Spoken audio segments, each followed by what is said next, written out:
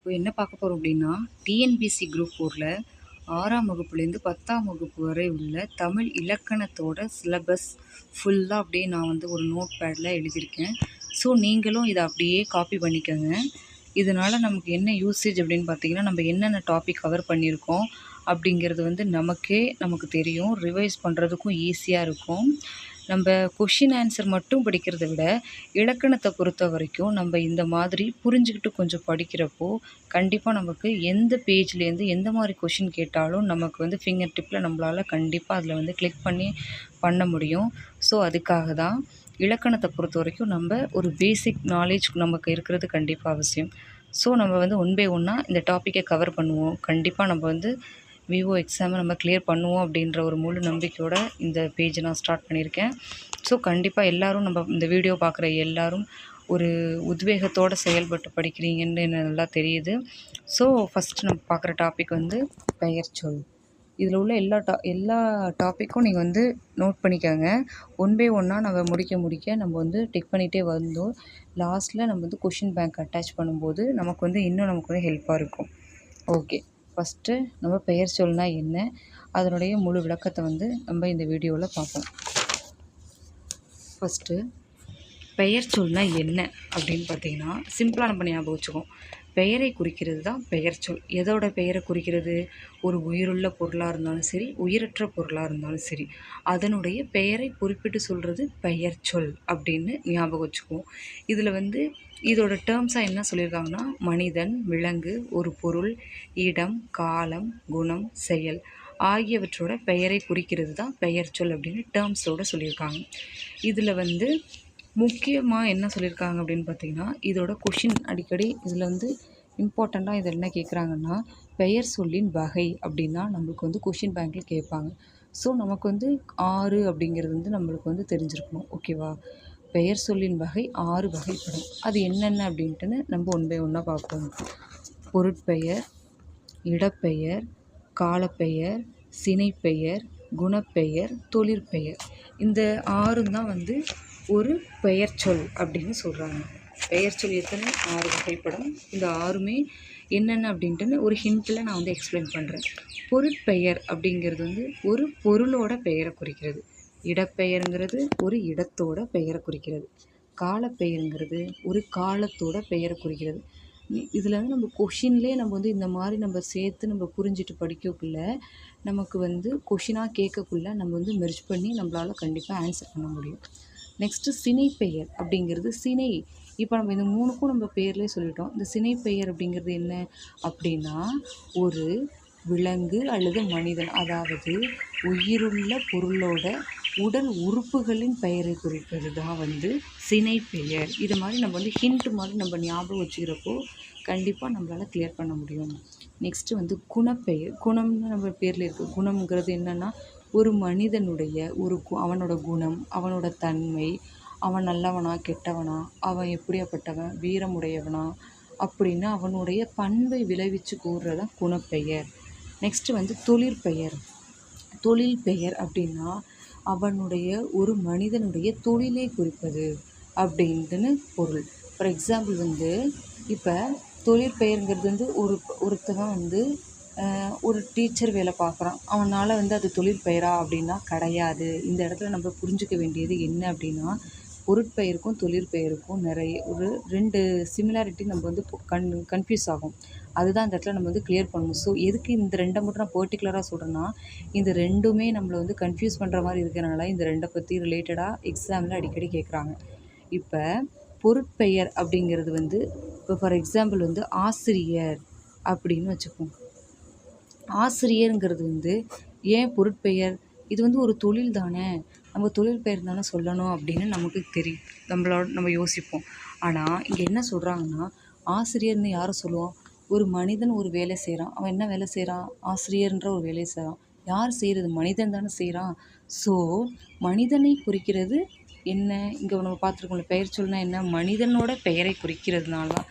மனிதன்கிறது ஒரு மாணவனாக இருக்கலாம், அவன் ஒரு ஆசிரியராக இருக்கலாம், அவன் ஒரு விவசாயியாக இருக்கலாம், அவன் ஒரு மருத்துவராக இருக்கலாம். இதெல்லாம் ஒரு மனிதனை குறிக்கிறதுனால அது வந்து பொருட்பெயர்.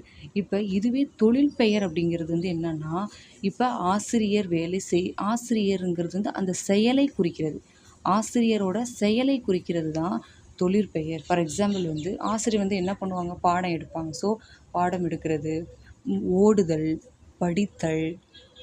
விவசாயம் என்ன பண்ணுவான், வேலை செய்வார், விவசாய வேலை செய்வாங்க. ஸோ அந்த வேலையை செய்கிறது தான், அந்த செயலை குறிக்கிறது தான் தொழிற்பெயர்.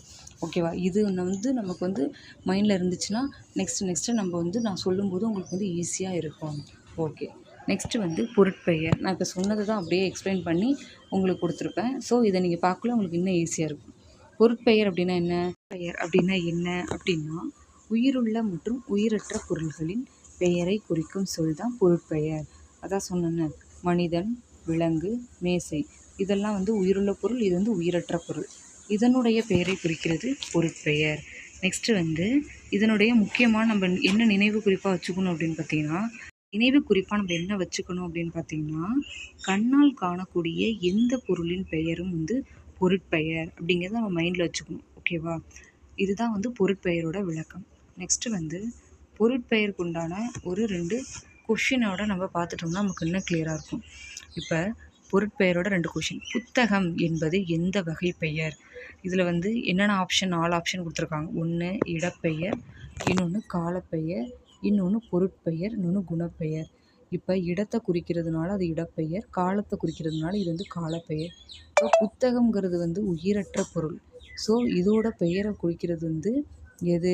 புத்தகம்ங்கிறது வந்து உயிரற்ற பொருளோட பெயரை குறிக்கிறதுனால இது வந்து ஒரு பொருட்பெயர். நெக்ஸ்ட்டு பசு என்பது எந்த வகை பெயர் அப்படின்னு பார்த்தீங்கன்னா, பசு அப்படிங்கிறது வந்து ஒரு உயிருள்ள பொருள். பசு, ஆடு, மாடு, விலங்கு இது எல்லாத்தையும் குறிக்கிறதுனால இது வந்து ஒரு பொருட்பெயர். நெக்ஸ்ட்டு வந்து இடப்பெயர். ஒரு இடம், ஊர், நகரம், மாநிலம், நாடு, மலை, ஆறு. அதாவது இடப்பெயர்னா ஷார்ட்டாக என்ன, ஒரு இடத்தின் பெயரை குறிக்கிறது தான் இடப்பெயர்.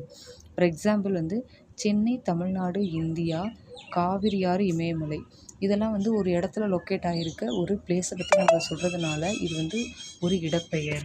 இதுக்கு உண்டான ஒரு 2 கொஷின் பார்த்தீங்கன்னா, இடப்பெயர் அல்லாதது எது அப்படின்னு கேட்டிருக்காங்க.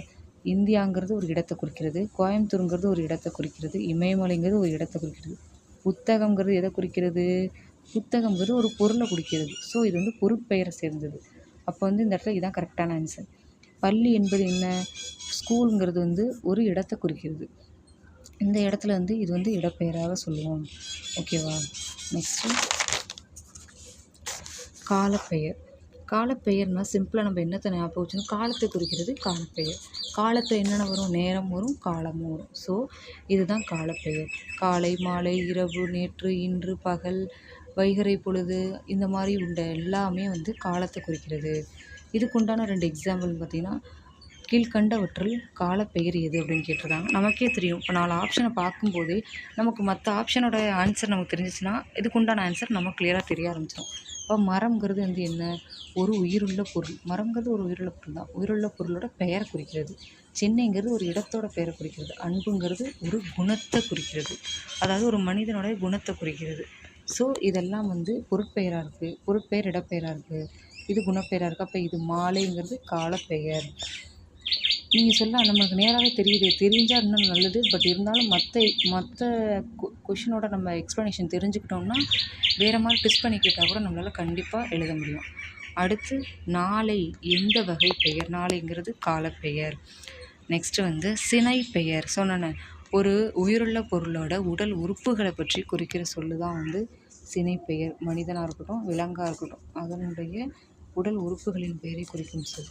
இதுக்கு எடுத்துக்காட்டுன்னு பார்த்திங்கன்னா கை, கால், கண், காது. ஓகேவா? இதுக்கு வந்து 2 கொஷின்.